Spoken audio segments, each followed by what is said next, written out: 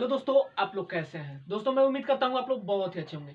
तो चलिए दोस्तों, कल के अकॉर्डिंग आज बहुत ही शानदार क्वेश्चंस लेकर आए। क्वेश्चन नंबर 23 का पहला। तो चलिए दोस्तों, हम वीडियो को स्टार्ट करते हैं। तो आइए दोस्तों, फाइनली हम क्वेश्चन की तरफ पहुंच चुके हैं। क्वेश्चन नंबर 23 का पहला क्या करें। इससे पहले एक और चीज मैं बता दूं दोस्तों, अभी तक हमारे इस चैनल पे नए हैं तो प्लीज हमारे चैनल को जाकर सब्सक्राइब करें और हाँ, बेल आइकन को जरूर दबाएं ताकि मैं जब भी इस तरह का वीडियो डालूं उसका नोटिफिकेशन आपको मिलती रहे। ठीक है, तो चलिए हम वीडियो को स्टार्ट करते हैं। ध्यान दीजिए, क्वेश्चन है एक उद्ग्रह बांस पर किसी स्थान से एक बंदर पाता है, ठीक है, कि जमीन पर स्थित एक बिंदु का अवनमन कोण 30 अंश है। बंदर बांस पर 8 मीटर और चढ़ जाता है तो जमीन पर चढ़ जाने पर वस्तु का अवनमन कोण 45 अंश पाता है। तो बांस की जड़ से वस्तु की दूरी ज्ञात कीजिए। क्या कह रहा है हमसे? बांस की जड़ से वस्तु की दूरी निकालें। ठीक है, तो चलिए ध्यान दीजिए, पहले हम क्या करेंगे, एक डायग्राम बनाएंगे। ठीक है, सबसे पहले एक फिगर ड्रा करेंगे। ध्यान दीजिए, एक उद्ग्रह बांस पर किसी स्थान से, मान लीजिए कोई हमारा बम्बू है। बम्बू मतलब बांस होता है, आप तो जानते ही हैं। ठीक है, किसी स्थान से एक बंदर पाता है। मान लीजिए इस स्थान से एक बंदर पाता है कि जमीन पर स्थित एक बिंदु का अवनमन कोण, मान लीजिए यह बंदर कुछ दूरी पे जाके यहाँ से बैठ जाता है तो यहाँ से जमीन पर स्थित का अवनमन कोण यहाँ से देखता है तो 30 अंश का कोण बना रहा है। ठीक है, तो फिर कह रहा है बंदर बांस पर 8 मीटर और चढ़ जाने पर, मान लीजिए यहाँ से बंदर 8 मीटर और यहाँ जाता है तो ये हो जाता है 8 मीटर। ठीक है, तो यहाँ आ जाता है बंदर। ठीक है, बम्बू के सिरे पे। ठीक है, तो क्या कह रहा है, जमीन पर वस्तु का अवनमन कोण, अब यहाँ से बंदर देख रहा है तो इसका अवनमन कोण बना रहा है 45 अंश का। ठीक है, 45 अंश का। तो बांस की जड़ से वस्तु की दूरी, यानी बांस की जो जड़ है और वस्तु की दूरी है वो हमसे ज्ञात करने के लिए बोला है। तो बांस की जड़ और वस्तु की दूरी हम x मान लेते हैं। ठीक है, तो ये हो जाएगा x, इसे हम y मान लेते हैं। ठीक है, इसका नाम रख लेते हैं a, ये हो जाएगा b, ये हो जाएगा c, ये हो जाएगा d। ठीक है, अब हमारा फिगर ड्रा हो गया। अब यहाँ से हम लोग क्वेश्चन इजिली सॉल्व कर लेंगे। ठीक है, देखिए लंब बटा आधार, सबसे पहले छोटे वाले को लेंगे, यानी लंब बटा आधार किसका मान होता है, टेन थीटा का। तो ध्यान दीजिएगा, हमारा क्वेश्चन समझिए आ गया। तो ये होता है टेन थीटा इक्वल टू लंब बटा आधार।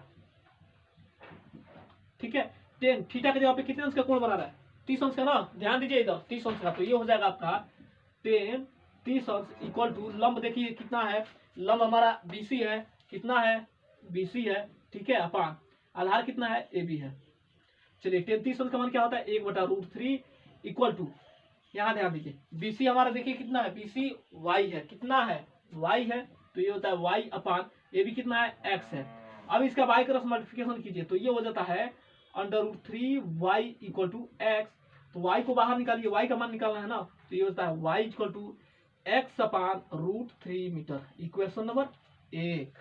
ठीक है, अब यहाँ ध्यान दीजिए, अब सबसे बड़े वालों को लेंगे, यानी लंब बटा आधार। अब ये दूरी क्या होगा, आपस में जुड़ जाएगा। ठीक है, तो लंब बटा आधार किसका मान, टेन थीटा, तो ये होता है टेन थीटा इक्वल टू लंब बटा आधार होगा। चलिए टेन 30 अंश, सॉरी टेन कितने अंश का कोण बना रहा है, 45 ना, तो ये होता है टेन 45 अंश इक्वल टू लंब देखिए कितना है। अब ये दोनों दूरी क्या होगा, आपस में जुड़ जाएगा, यानी BD हो जाएगा। ठीक है, तो ये हो जाएगा BD अपान AB, बहुत ही सिंपल है। ठीक है, ध्यान दीजिए टेन 45 अंश का मान 1 होता है इक्वल टू BD का मान देखिए कितना है, y प्लस 8, कितना है y प्लस 8। ठीक है, ध्यान दीजिए बटे में AB हमारा कितना है x है ना, तो यहाँ ध्यान दीजिए इसका हर एक लेके इसका y क्रॉस मल्टीप्लिकेशन करते हैं तो ये होता है x equal to y plus 8। ठीक है, अब एक काम करते हैं, y का मान भर देते हैं, क्या भर दे, क्या y का मान। चलिए इक्वेशन 1 पे देखिए, यानी समीकरण नंबर 1 में देखिए y का मान कितना है, x अपान √3 है। ठीक है, y का मान भरिए तो ये होता है x equal to x upon √3 plus 8। अब इसका हर एक लेके y क्रॉस मल्टीप्लिकेशन कर देते हैं। ठीक है, तो ये होता है x इक्वल टू, तो ये हो जाएगा कितना, x प्लस 8√3 मीटर। ठीक है, अब इसका गुणा इसमें कीजिए तो ये हो जाएगा √3x। अब यहाँ देखिए ये प्लस है, इधर आएगा माइनस हो जाएगा, बराबर 8√3, ये x होगा। ठीक है, ध्यान दीजिए, अब हम क्या करेंगे, इसमें देखिएगा कॉमन क्या दिखाई दे रहा है, अगर हम x कॉमन लेते हैं तो हमारा क्या बच जाएगा, x कॉमन लेते हैं तो √3 माइनस 1 बच जाएगा इक्वल टू 8√3 मीटर। ठीक है, अब यहाँ ध्यान दीजिए, अब हम क्या करेंगे, इधर देखिए इधर गुणा है, इधर आएगा भाग बन जाएगा। ठीक है, तो ये हो जाएगा x इक्वल टू 8√3 बटे में क्या है √3 माइनस 1। ठीक है, अब एक काम करते हैं, इसका परिमेयकरण करा दें। चलिए ध्यान दीजिए, अब इसका सिंपल है, परिमेयकरण करा देते हैं। किससे कराएंगे, √3 + 1 से ऊपर नीचे हम गुणा करा देंगे, ठीक है, √3 + 1। चलिए अब हम क्या करेंगे, ध्यान दीजिएगा, अब इसका गुणा में क्या होता है, गुणा में ऊपर का ऊपर और नीचे का नीचे होता है, ठीक है। तो ये हो जाएगा आपका x = ये होगा आपका 8√3 इंटू कोष्ट में हो जाएगा आपका 3 + 1 बटे में क्या है, देखिएगा यहां ध्यान दीजिए, पहले कोष्ट में घटाया दूसरे कोष्ट में जोड़ा, ये किसका फार्मूला है, a² - b² का फार्मूला है, ध्यान दीजिए। तो ये हो जाएगा आपका √3 का स्क्वायर माइनस 1 का स्क्वायर, ठीक है। अब यहाँ आइए, अब हम क्या करेंगे, पहले नीचे वाले को हम माइनस कर देते हैं, ठीक है। तो ये हो जाएगा x = ये कितना होगा 8√3 इंटू कोष्ट में क्या है, चलिए ध्यान दीजिए, अब √3 का मान भर देते हैं डायरेक्ट यहाँ से। √3 का मान क्या होता है 1.732 होता है प्लस 1 बटे में क्या है, अब यहाँ ध्यान दीजिए, ये 2 बार गुणा यानी रूट 2 बार है, यानी वर्ग टूटता है रूट भी टूटता है, तो 1 3 बाहर निकल जाएगा, ठीक है, -1। तो ये हो जाएगा x = 8√3 इंटू, अब इसको जोड़ ले क्या, चलिए पहले ऐसे ही चलने दीजिए। तो ये जाएगा 1 + 1.732 + 1, इसको माइनस कीजिए, 2, अब इसको काट लीजिए, 2 × 2 2 चौका 8, क्या बचेगा आपका x = 4√3 इंटू, अब यहाँ ध्यान दीजिए, अब इसको जोड़ लीजिए डायरेक्ट, तो ये हो जाएगा 2.732, ठीक है। अब एक काम करते हैं, इस √3 का मान भी भर देते हैं, ठीक है। तो x = 4 इंटू, यहाँ ध्यान दीजिए 1.732 इंटू 2.732, ठीक है। अब पहले इसका गुणा इसमें कर लीजिए, तो ये हो जाएगा x = ये कितना होगा 4 दूना 8, 4 3 12 2 हासिल गया हमारा 1, 7 चौका 28 1 29 का 9 हासिल गया 2, 4 1 4 2 6, दशमलव देखिए कितने अंक पे है, 0.3 अंक पे, यानी 1 2 3 1 2 3 यानी 6.928 होगा, ठीक है, इंटू, अब यहाँ ध्यान दीजिए 2.732, अब इसका गुणा कर लेंगे, सिंपल है, हमारा आंसर निकल जाएगा, दशमलव में ही आएगा लगभग में, ठीक है। तो ये हो जाएगा आपका x = इसका गुणा करेंगे, जानते हैं कितना आएगा, तो इसका गुणा करेंगे तो ये हो जाएगा 18.92 मीटर, ठीक है, जो कि हमारा क्या है, यानी कह रहा है बांस की जो जड़ है और वस्तु की जो दूरी है वो कितनी मीटर है, यानी 18.92 मीटर है, यानी बांस की जो जड़ है x का मान कितना है 18.92 मीटर, ठीक है, जो कि हमारा क्या है, ये आंसर है। चलिए हम इसका नेक्स्ट क्वेश्चन देखते हैं, क्वेश्चन नंबर 23 का दूसरा क्या करें। चलिए हम फाइनली क्वेश्चन की तरफ पहुंच गए हैं, क्वेश्चन नंबर 23 का दूसरा क्या करें, जरा ध्यान दीजिए, क्या है, एक पेडेस्टल के शीर्ष पर 1.6 मीटर ऊंची मूर्ति खड़ी है, ठीक है, जमीन के एक बिंदु से मूर्ति के शीर्ष का उन्नयन कोण 60 अंश है, और उसी बिंदु से पेडेस्टल के शीर्ष का उन्नयन कोण कितने अंश का है, 45 अंश का है। तो पेडेस्टल की ऊंचाई ज्ञात कीजिए, यानी दोस्तों पेडेस्टल का मतलब होता है खंभा, ठीक है, जरा ध्यान दीजिए। तो ये कह रहा है ना, एक पेडेस्टल के शीर्ष, मान लीजिए कोई हमारा पेडेस्टल यानी खंभा है, ठीक है, ये हमारा कोई खंभा है, ध्यान दीजिएगा, ये हमारा कोई खंभा है, ठीक है। तो कह रहा है पेडेस्टल के शीर्ष पर, यानी इसके शीर्ष पर 1.6 मीटर मूर्ति लगी है, यानी मान लीजिए कोई हमारा मूर्ति है 1.6 मीटर, ध्यान दीजिएगा, ठीक है। तो कह रहा है जमीन के एक बिंदु से, मान लीजिए जमीन के एक बिंदु से मूर्ति के शीर्ष का उन्नयन कोण, यानी मूर्ति का जो शीर्ष है इसका उन्नयन कोण क्रमशः 60 अंश, ठीक है, क्रमशः 60 अंश बना रहा है, यानी क्रमशः 60 अंश का कोण बना रहा है, ठीक है। और उसी बिंदु से और इसी बिंदु से पेडेस्टल के शीर्ष का, यानी यह जो पेडेस्टल है इसके शीर्ष का उन्नयन कोण कितने अंश का कोण बना रहे हैं, 45 अंश का ना, तो ये हो जाएगा 45 अंश और ये हो जाएगा 60 अंश, ठीक है, ध्यान दीजिए। अब कह रहा है पेडेस्टल की ऊंचाई ज्ञात कीजिए, यानी दोस्तों इसी पेडेस्टल की ऊंचाई ज्ञात करने के लिए कह रहे हैं, तो इसे हम x मान लेते हैं, ठीक है, और इसे हम y मान लेते हैं। तो ध्यान दीजिएगा, इसका नाम रखिए a, ये हो जाएगा b, ये हो जाएगा c और ये हो जाएगा d, ठीक है। ये हमारा फाइनली डायग्राम बन चुका है, ठीक है, ध्यान दीजिए। अब हम क्या करेंगे, लंब बटा आधार, लंब बटा आधार किसका मान, tan थीटा का। ध्यान दीजिए, हमारा क्वेश्चन समझिए आ गया, tan थीटा = लंब बटा आधार,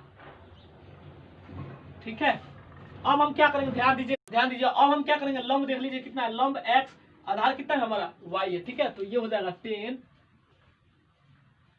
कितने अंश का कोण बना रहा है 45 अंश का ना, तो ये हो जाएगा 45 अंश = लंब कितना दिया, लंब हमारा BC है, ठीक है, तो BC/AB हो जाएगा, ठीक है।